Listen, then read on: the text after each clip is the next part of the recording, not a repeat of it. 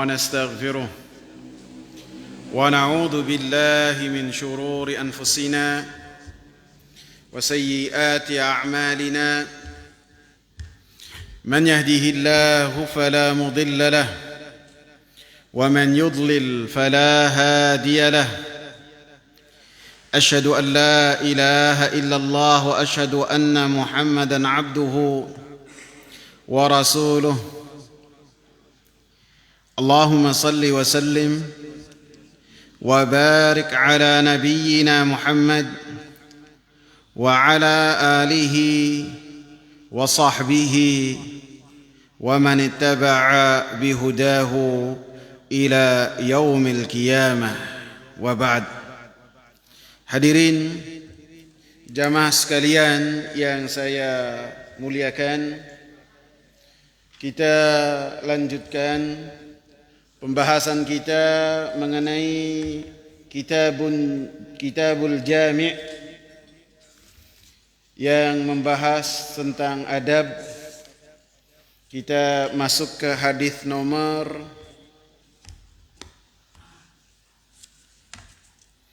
6. An Ibn Abbas radhiyallahu anhuma qala, dari Abdullah ibnu Abbas, semoga Allah subhanahu wa ta'ala meridainya, qala Rasulullah sallallahu alaihi wasallam, berkata Rasulullah sallallahu alaihi wasallam, idza akala ahadukum ta'aman fala yamsah yadahu hatta yal'aqaha aw yul'iqaha, muttafaqun alaih. Apabila salah seorang di antara kalian selesai makan, maka janganlah membersihkan tangannya sampai dia menjilatnya atau menjilatkannya, muttafaqun alaih. Hadis muttafaqun alaih yang disepakati oleh Al-Imam Bukhari dan Al-Imam Muslim.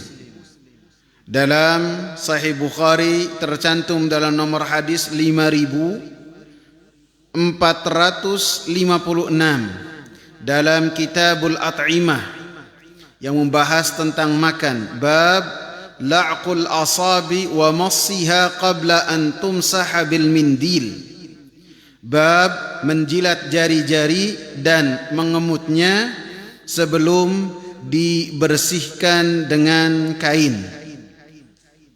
Dan dikeluarkan juga oleh Al-Imam Muslim dengan nomor hadis 2031 dan kedua-duanya dari Abdullah ibnu Abbas.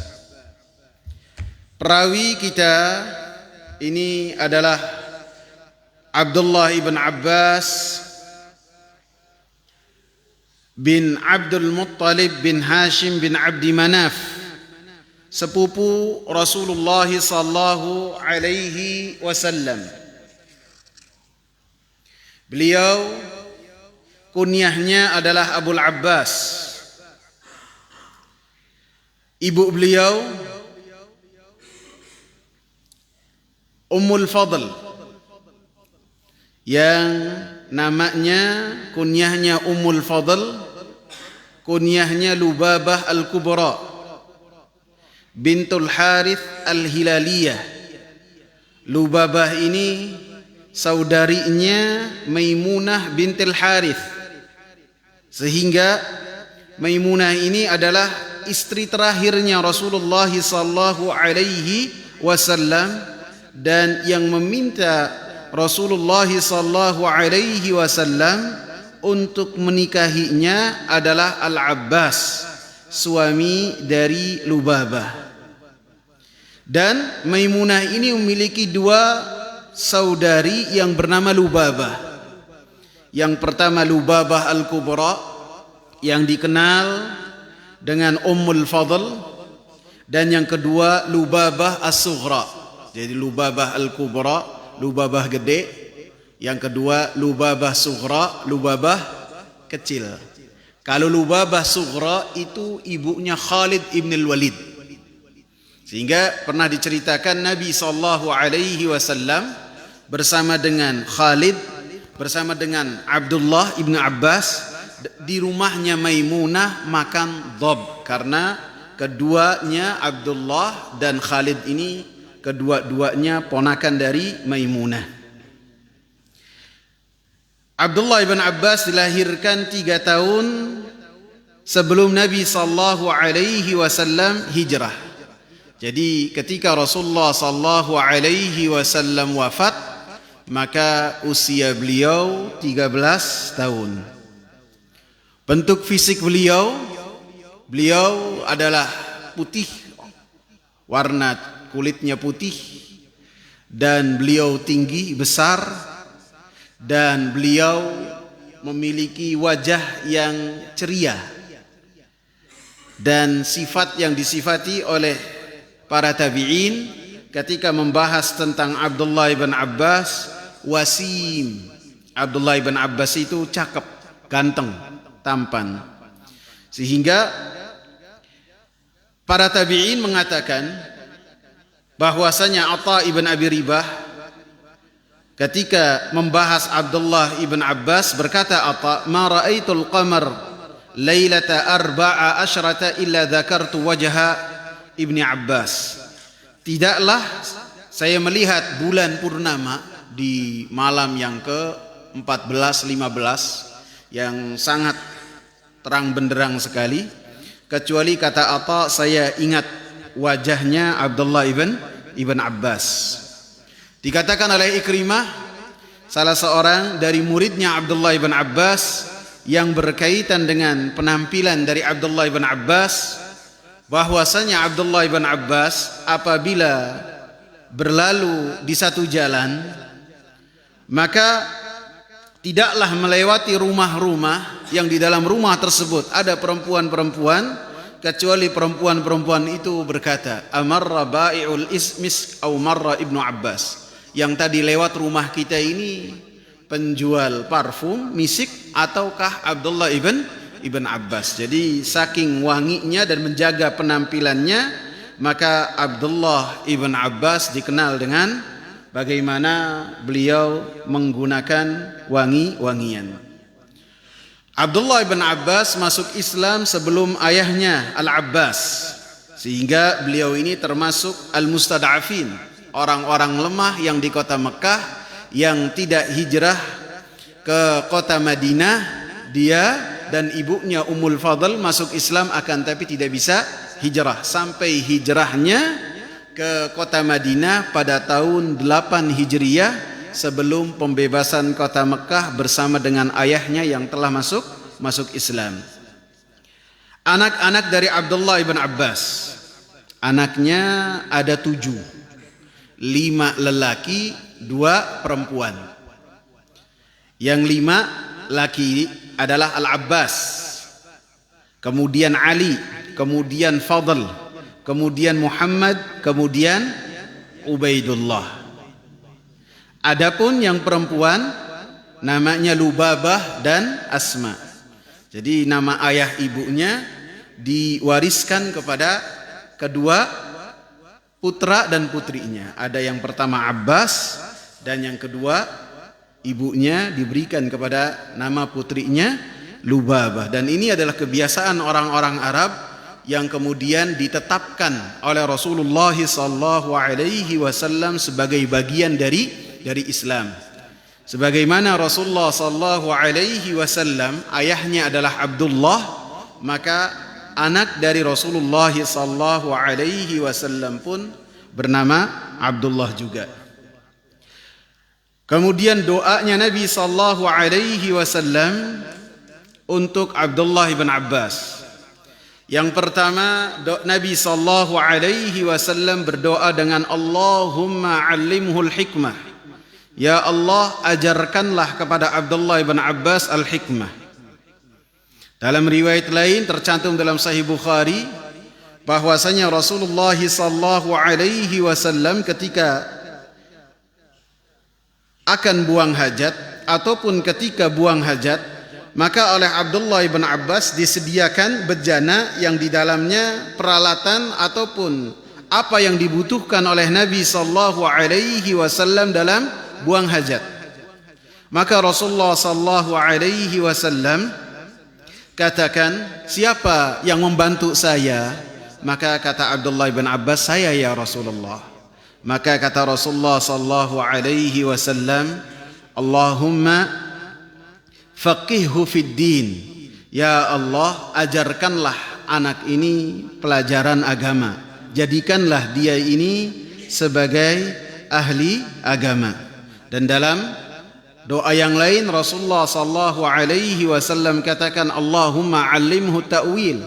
Ya Allah, ajarkanlah kepada Abdullah ibn Abbas ini al-ta'wil tafsir Al-Quranul Karim, sehingga doa yang Nabi sallallahu alaihi wasallam panjatkan kepada Allah Subhanahu wa taala untuk sepupunya ini menunjukkan doa yang banyak, tidak hanya sekali saja akan tetapi berkali-kali. Dan Abdullah ibn Abbas belajar langsung dari Rasulullah sallallahu alaihi wasallam. Karena satu ketika beliau pernah minap di rumah khalahnya ini, di rumah halehnya, di rumah Maimunah, tantenya ini.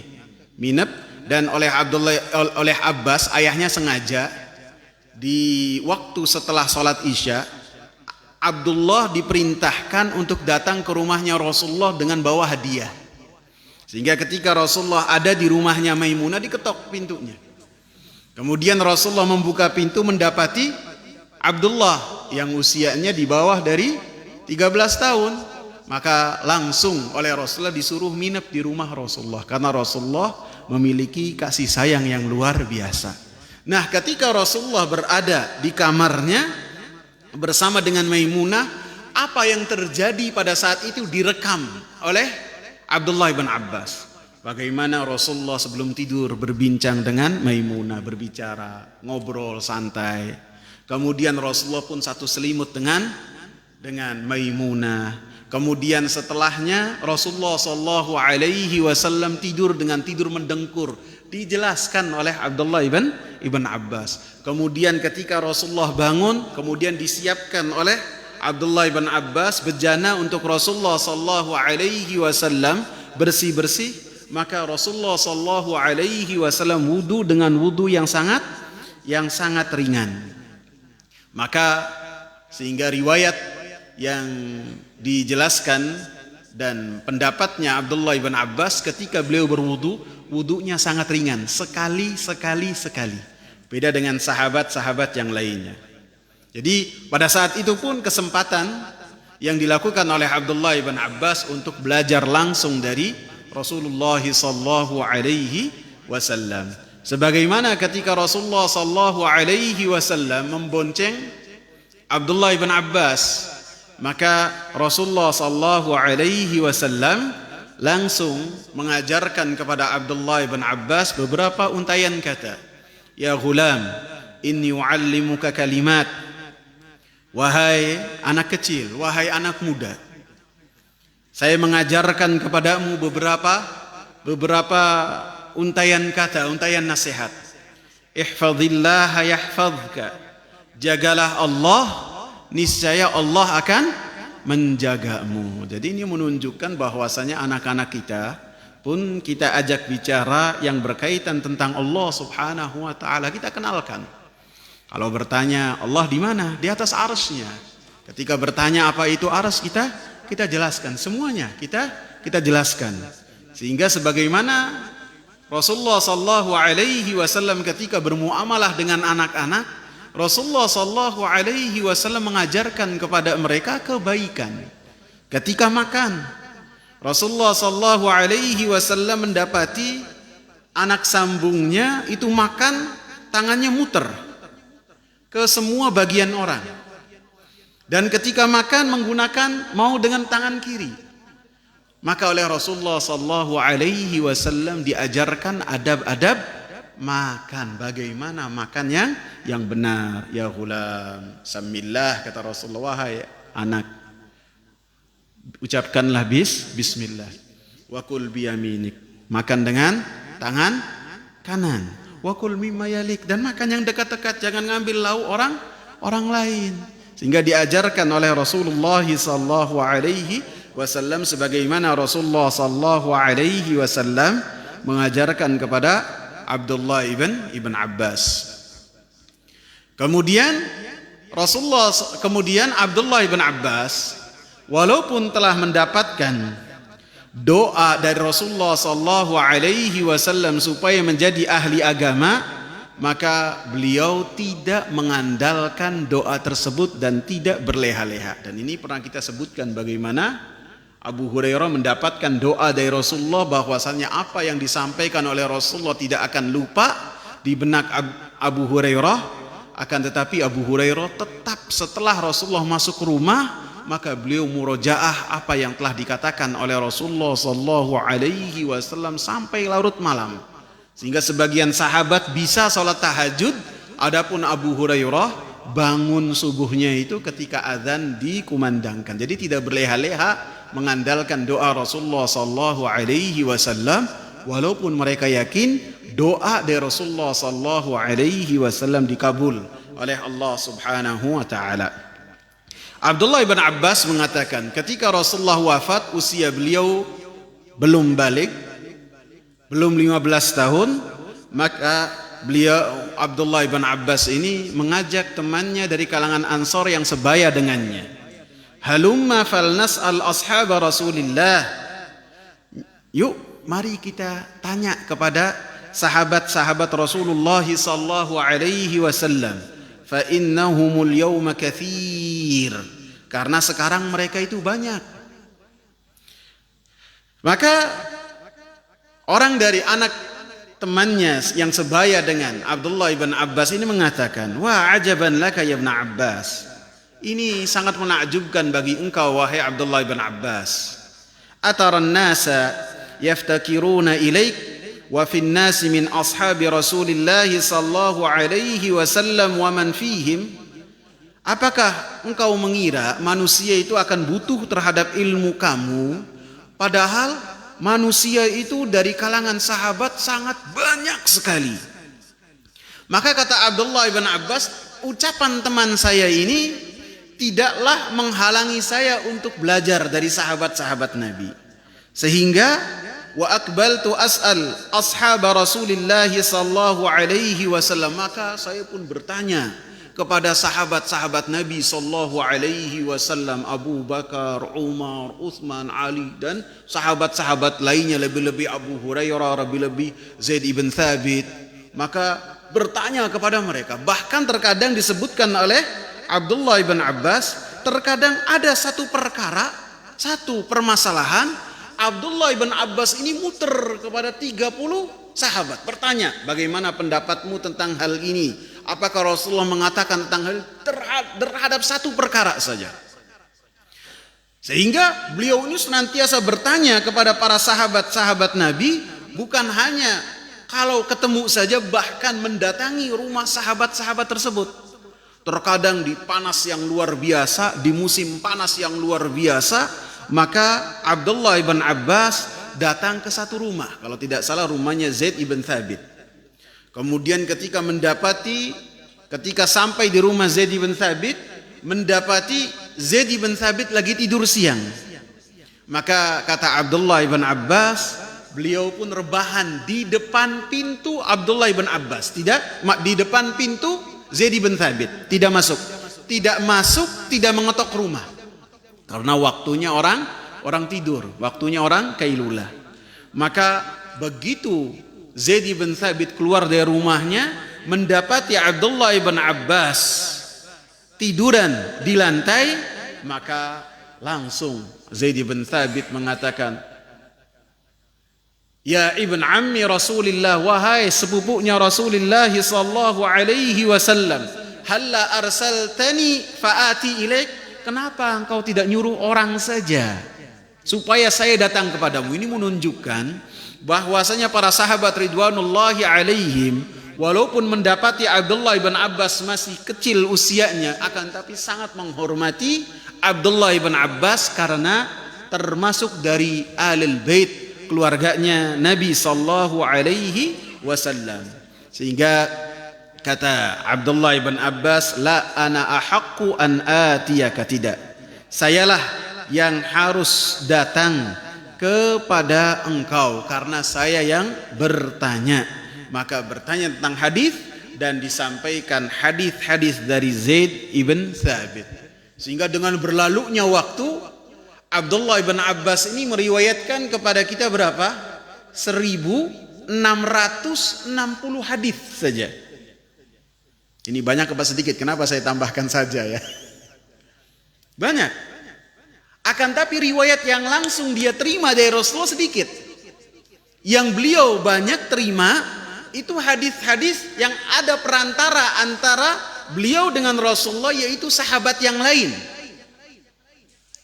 Maka setelahnya beliau pun menjadikan orang-orang itu, setelah zaman pembesar-pembesar sahabat berlalu, maka orang-orang pun berkumpul kepada Abdullah ibn Abbas, berkumpul.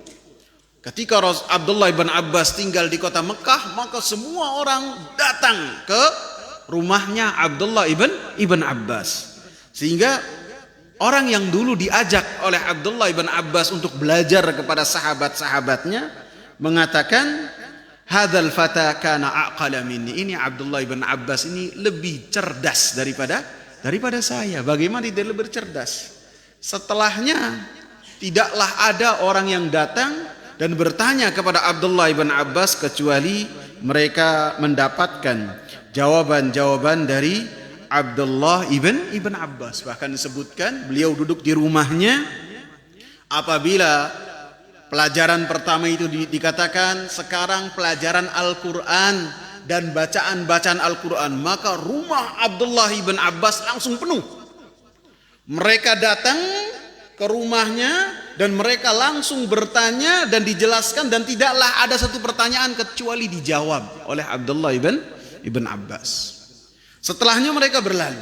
Kemudian ada lagi datang yang baru. Kemudian diumumkan, sekarang pelajaran tafsir, masuk semua pelajaran tafsir. Kemudian dijelaskan tentang tafsir dan siapa yang bertanya dijawab. Setelahnya rombongan ini berlalu, diumumkan lagi sekarang pelajaran tentang al-halal dan al-haram. Maka masuk lagi jumlah yang banyak lagi. Sehari berganti-ganti. Sehingga ini menunjukkan ilmu yang luar biasa sebagaimana yang telah didoakan oleh Rasulullah sallallahu alaihi wasallam.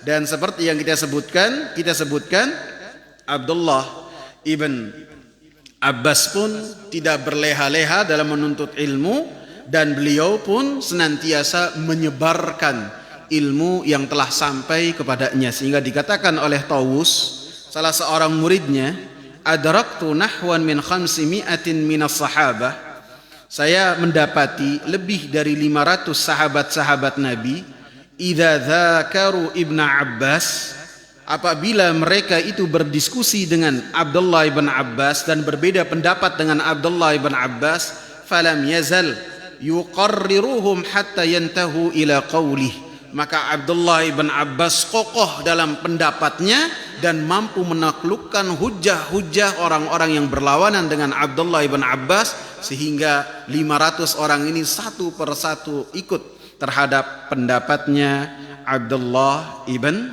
Abbas. Dan beliau wafat di kota Taif pada tahun berapa ya kawan? Pada tahun 78. Maaf, pada tahun 68, dan usia beliau 71. Beliau wafat di kota Taif.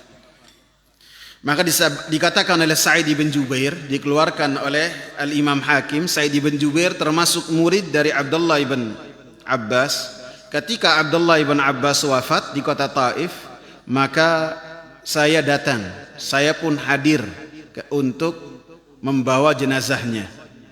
Faja'a tayrun lam yura ala khilqatihi, maka datanglah seekor burung yang tidak pernah dilihat bentuknya sebelumnya. Wa dakhala fi na'shih, maka burung ini masuk ke ke dalam kain kafannya Abdullah bin Abbas.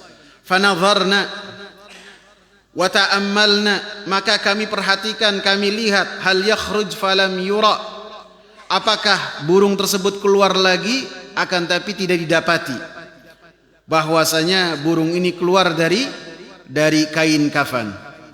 Falamma dufina, maka ketika jenazah ini dimasukkan ke liang lahat, tuliyat hadhil ayatu ala syafiril qabri, maka dibacakan satu ayat di sisi kubur, wala yudra man talaha, dan tidak diketahui siapa yang membacanya. Apa ayatnya? Ya ayyatuhan nafsul mutmainnah, irji'i ila rabbiki radiyatan mardiyah, fadkhuli fi ibadi wadkhuli jannati. Enggak tahu siapa yang baca. Al-Imam Zahabi sampai mengatakan kisah ini bahwasanya ada seekor burung yang masuk ke kain kafannya Abdullah bin Abbas. Tidaklah ada yang meriwayatkan sejarah dari biografi Abdullah bin Abbas kecuali menyebutkan tentang kisah ini. Dan beliau di akhir hayatnya buta sampai beliau meninggal dunia. Dianggap saja kita mengenal sedikit dari Abdullah ibn Abbas.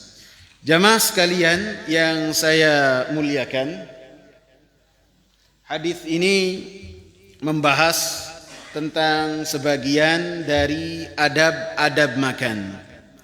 Rasulullah sallallahu alaihi wasallam mengatakan, "Idza akala ahadukum ta'aman fala yamsah yadahu hatta yal'aqaha aw yul'iqaha."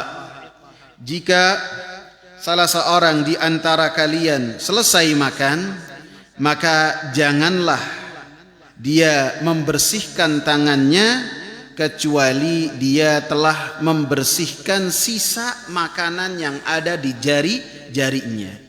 Kalau tidak membersihkan dengan lidahnya, maka dia pun memberikan tangannya kepada orang lain untuk membersihkan dengan lidahnya juga. Di dalam hadis ini ada salah satu sunnah yang diajarkan oleh Rasulullah sallallahu alaihi wasallam, bahwasanya ketika seseorang makan, maka tidak boleh dia itu menganggap kecil karunia Allah subhanahu wa ta'ala yang sampai kepadanya. Termasuk makanan-makanan yang sisa yang ada di tangannya ataupun di tempat dia makan, pastikanlah makanan yang telah sampai kepadanya karunia Allah subhanahu wa ta'ala, hendaklah ia syukuri dengan cara ia menghabiskannya, termasuk semua yang ada di sisa-sisa yang ada di tempat makan dia, apapun namanya, piring ataupun yang lainnya, ataupun yang menempel di tangannya. Apabila makanan-makanan tersebut menempel, maka diperintahkan untuk kita membersihkannya dengan cara menjilatnya. Sehingga Rasulullah katakan, idza akala ahadukum ta'aman, apabila kalian selesai makan. Ini bisa jadi pada zaman Rasulullah sallallahu alaihi wasallam makannya itu berbareng. Satu nampan atau satu piring besar isinya 7-5 orang. Maka Rasulullah katakan, apabila selesai makan, maka jangan membersihkan tangannya kecuali dia membersihkan bagian sisa makan yang menempel di tangan. Jadi yang antum perhatikan, perintah untuk membersihkan jari-jari dengan lidah itu apabila selesai makan. Karena apabila seseorang lagi makan, kemudian ketika makan, kemudian yang lain masih makan dan dia pun masih mau makan lagi, kemudian dibersihkan lagi dengan lidahnya, kemudian masuk lagi, maka ini dilarang. Karena termasuk su'ul adab, jorok. Dan ini dibahas oleh para ulama, termasuk Al-Imam Ibn Hajar Al-Asqalani rahimahullah, termasuk Al-Imam Sun'ani ketika membahas hadis ini. Dan hadis ini pun menunjukkan bagaimana Islam hadir mengatur makanan dan mengatur bahwasanya ketika selesai makan ya bersih-bersih. Jangan sampai selesai makan kemudian ada orang datang kemudian berjabat tangan, di sini masih ada makanan, dia Dia berjabat tangan sehingga orang yang berjabat tangan dengannya terganggu dengan kondisi tangannya yang masih kotor. Yang Rasulullah sallallahu alaihi wasallam tekankan, jangan sampai dia membersihkan makanan jangan sampai membersihkan tangannya sedangkan di tangannya itu masih menempel atau sisa makanan yang dia makan dengannya. Sehingga Rasulullah sallallahu alaihi wasallam katakan hatta yal'aqaha, sampai dia menjilatnya, membersihkan dengan lidahnya. Dan ini perkataan Rasulullah sallallahu alaihi wasallam yang menganjurkan untuk kita melakukan hal tersebut. Dalam hadis Ka'ab bin Malik radhiyallahu anhu dalam Sahih Muslim menyebutkan perbuatan Rasulullah sallallahu alaihi wasallam yang demikian. Ra'aitu Rasulullah sallallahu alaihi wasallam ya'kulu bi 3 asabi'a fa idza faragha la'aqaha. Saya melihat Rasulullah sallallahu alaihi wasallam makan dengan 3 jari, dan apabila Rasulullah sallallahu alaihi wasallam selesai makan, maka beliau menjilat makanan-makanan yang menempel di jari-jarinya. Sehingga di dalam hadis ini ada anjuran untuk kita membersihkan jari-jari kita yang apabila di jari-jari tersebut masih menempel makanan, sebelum membasuhnya baik dengan air ataupun dengan tisu, sehingga dengannya kita bersyukur terhadap karunia Allah subhanahu wa ta'ala. Dan ini sifatnya anjuran. Anjuran artinya sunnah. Sunnah karena Nabi sallallahu alaihi wasallam memerintahkan dan Nabi sallallahu alaihi wasallam mencontohkan. Kemudian apa yang telah disebutkan oleh Rasulullah sallallahu alaihi wasallam ada hikmahnya. Hikmahnya adalah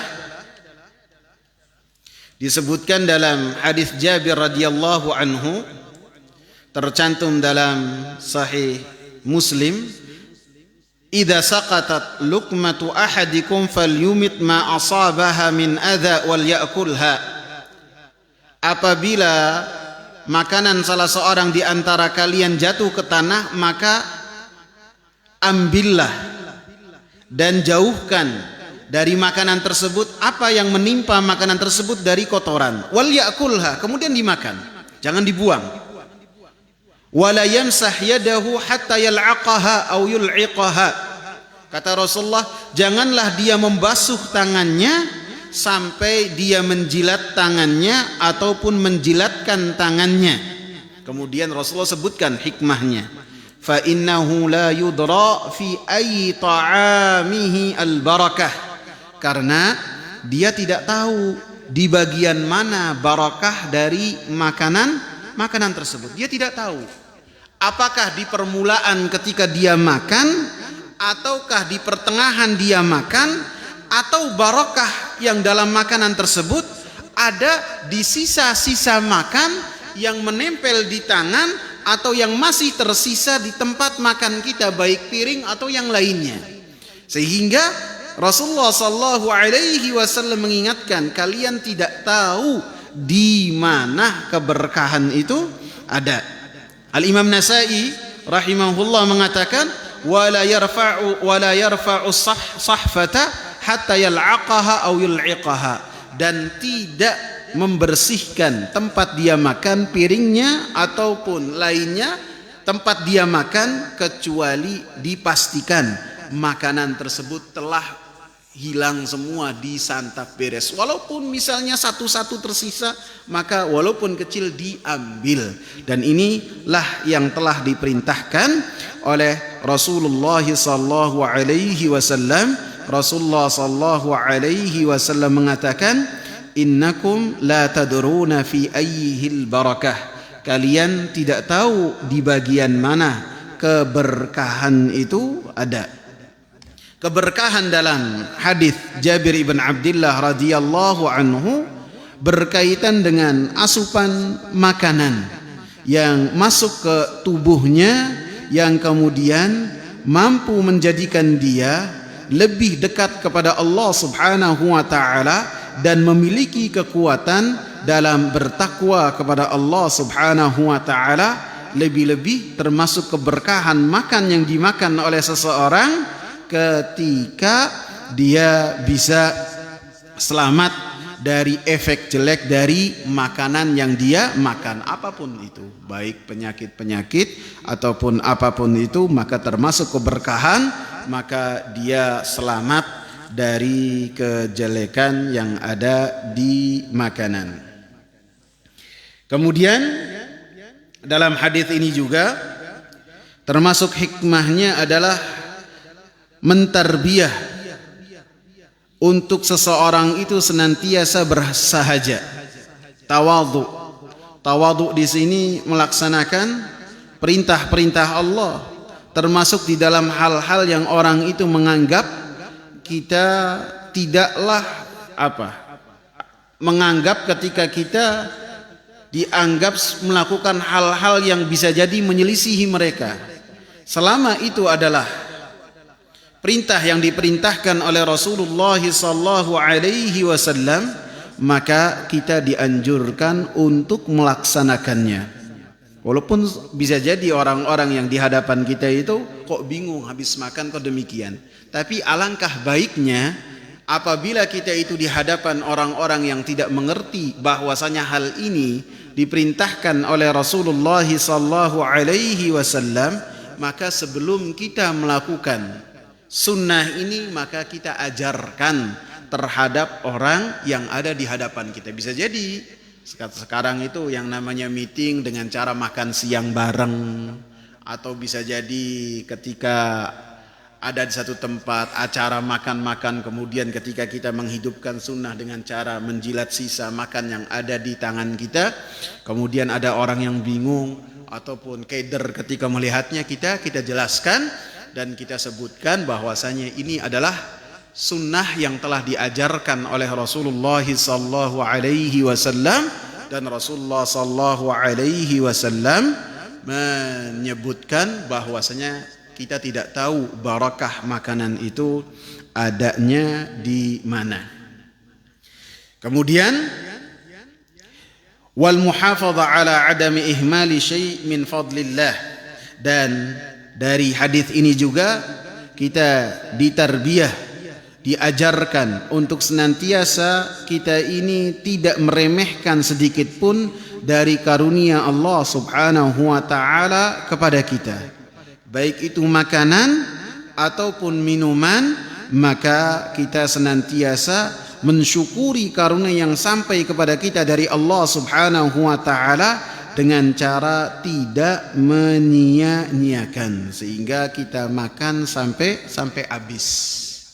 Terkadang ada orang yang makannya itu ketika mengambil makanan, ambil makanannya itu banyak, kemudian ketika bisa jadi rasanya tidak sesuai dengan selera dia, ataupun kemudian ketika makan dia kekenyangan, maka bagaimana sisa makanan tersebut? Misalnya dia ambil 2 kali, ambil centong itu 2 kali, bisa jadi segini kali ya, atau kurang segini kali. Begitu dia baru 3 suap 4 suap, tidak taunya dia merasa tidak berselera. Apa yang harus dia lakukan? Apakah dia paksa makan atau dia tinggalkan?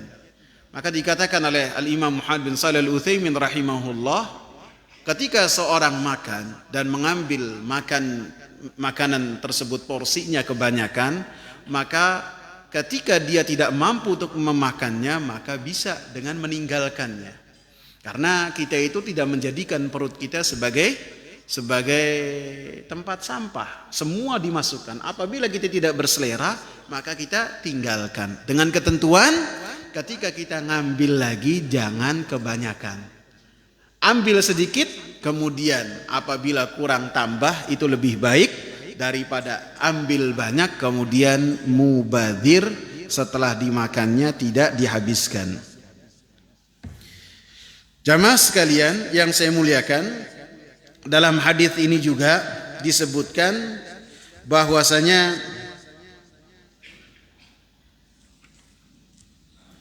Rasulullah sallallahu alaihi wasallam mengatakan, "Fala yamsah yadahu hatta yal'aqaha." Tidak boleh dia membersihkan tangannya sampai dia menjilat tangan yang di tangan tersebut ada sisa makannya, atau yul'iqaha, atau dia menjilatkan.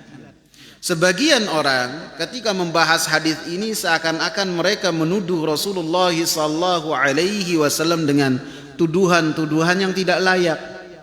Seakan-akan ini menunjukkan apabila selesai makan, bahkan sebagian orang mengolok-olok hadis ini. Ketika selesai makan, kemudian masih ada sisa makanan, dia tunjukkan kepada temannya, "Ayo, ada sunnah Nabi, ayo kamu jilat tangan saya." Ini tidak boleh, ikhwan. Bisa jadi termasuk mengolok-olok apa yang telah Rasulullah sallallahu alaihi wasallam ajarkan. Para ulama membahas bahwasanya yul'iqaha, Rasulullah sallallahu alaihi wasallam katakan hendaknya tanganmu engkau jilatkan kepada yang lain. Bisa jadi ini diberikan kepada pasangan suami istri. Ya, baik yang laki dikasihkan ke istri, yang istri diberikan ke suami, bisa demikian. Dan ini bisa terjadi bagi pengantin baru ataupun pengantin kawakan, bisa semuanya.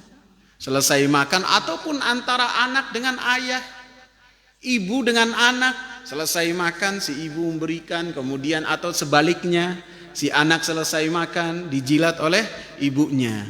Dan ini menunjukkan para ulama bahwasanya ketika membahas hal ini, maka para ulama mengomentarinya sehingga hadis yang demikian tidaklah dijadikan sebagai bahan olok-olok oleh sebagian orang.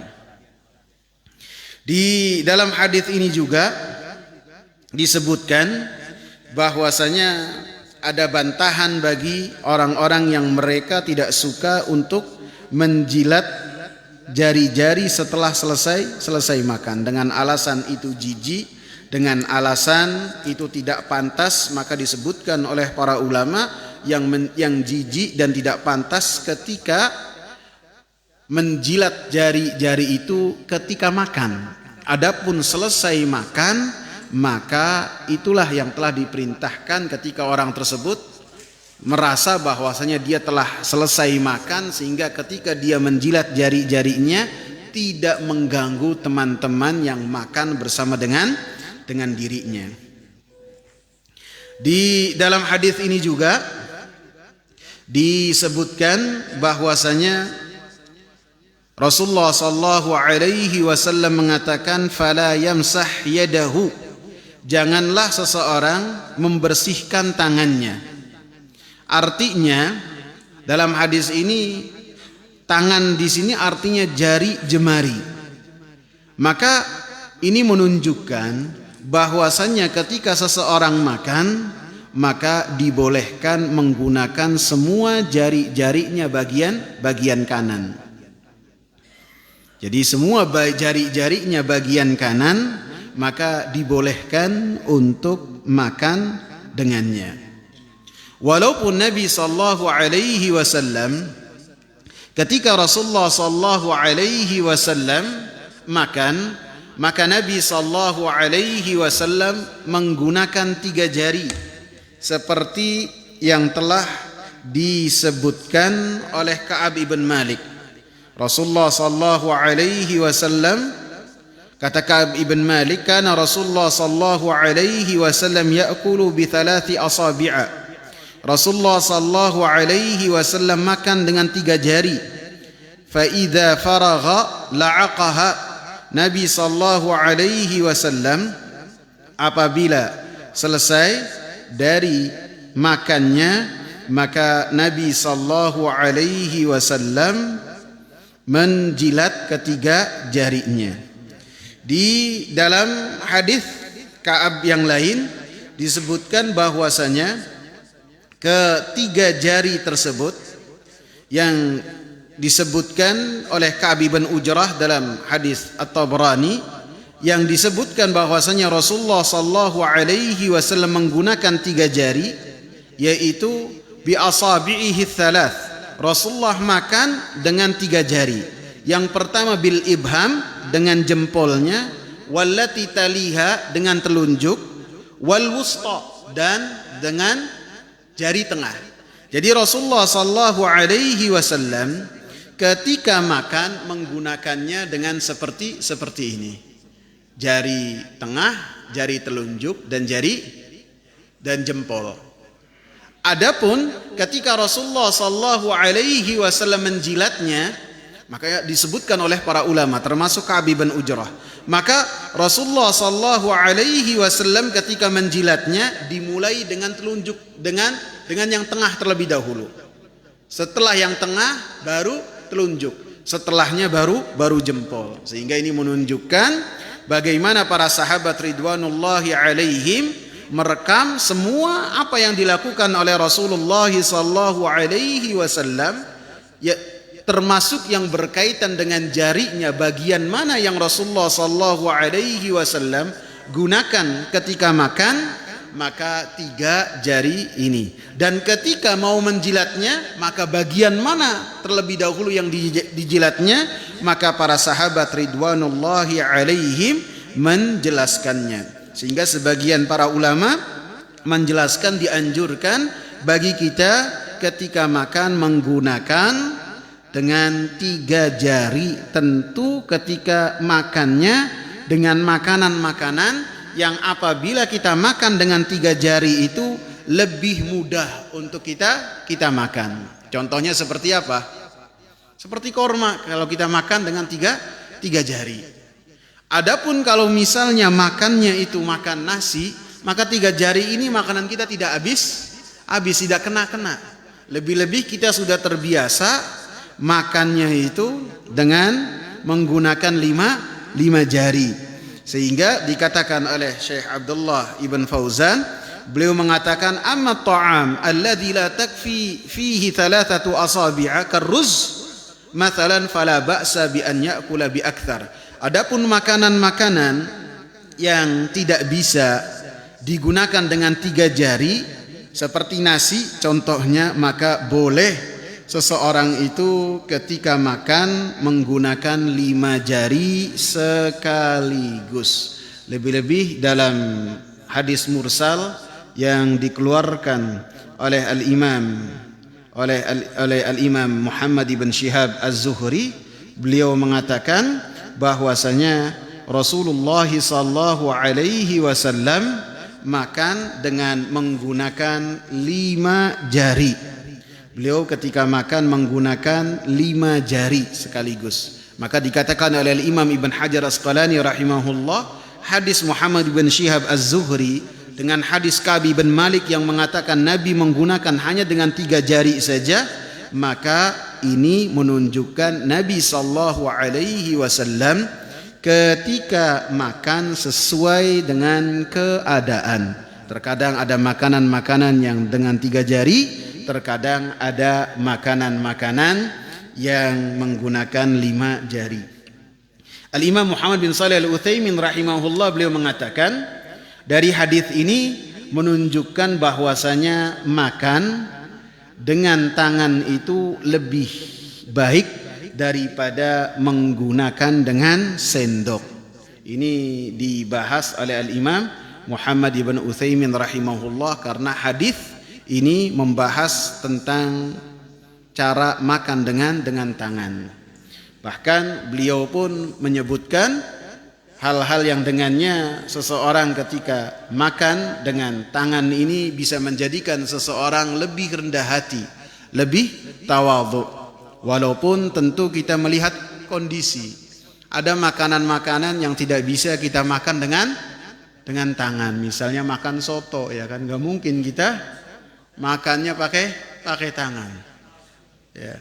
Walaupun nanti ada makanan-makanan yang emang enaknya dimakan dengan tangan secara langsung. Seperti apa contohnya? Nasi Padang, ya kan? Nasi Padang digunakan dengan tangan itu lebih seru kelihatan. Jadi ketika makan bisa defensif, bisa ofensif gitu. Bisa diatur dengan ritmenya bisa bagus. Bisa cepat, bisa tidak, itu lebih bisa diatur. Bahkan dikatakan oleh Imam Muhammad bin Shalih Al-Utsaimin rahimahullah ketika beliau menguatkan bahwasanya makan dengan tangan itu lebih afdal. Beliau mengatakan apabila dikatakan kepada sebagian mereka, ya fulan, kenapa engkau tidak makan dengan sendok? Maka orang ini akan menjawab, ana akulu bimil'aqah la ya'kul ma'i fiha ghairi. Saya menggunakan sendok ketika makan yang tidak bisa digunakan oleh orang lain. Maksudnya apa? Tangan. Kemudian beliau menjelaskan, adapun sendok ini adalah sisa makan yang digunakan oleh banyak mulut. Maka sendok yang paling bersih, alat makan yang paling bersih adalah menggunakan tangan. Selama ketika makan itu, ketika makan dia memastikan tangannya bersih terlebih dahulu, sehingga beliau menyatakan wa kalamuhu sahih. Maka perkataan ini adalah perkataan yang benar.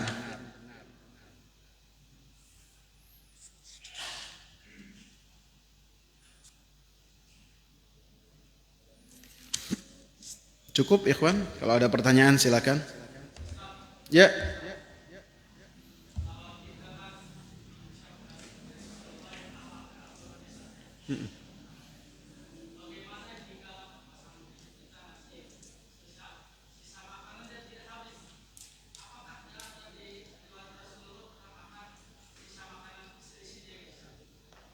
Tidak habis. Ya seperti yang tadi saya sebutkan, ketika kita itu tidak kuat untuk makan, maka bisa kita tinggalkan dengan ketentuan di waktu yang lain ketika kita makan porsinya dikurangi. Jangan seperti waktu kita meninggalkan sebagian makanan kita. Kita tidak memaksakan ketika makan itu sebanyak-banyaknya, tidak. Akan tapi kita makan sesuai dengan kemampuan kita. Gitu Pak Yanuar. Ada lagi kawan?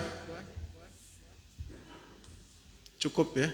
Subhanakallahumma bihamdika asyhadu an la ilaha illa anta astaghfiruka wa atubu ilaih. Assalamu alaikum warahmatullahi wabarakatuh.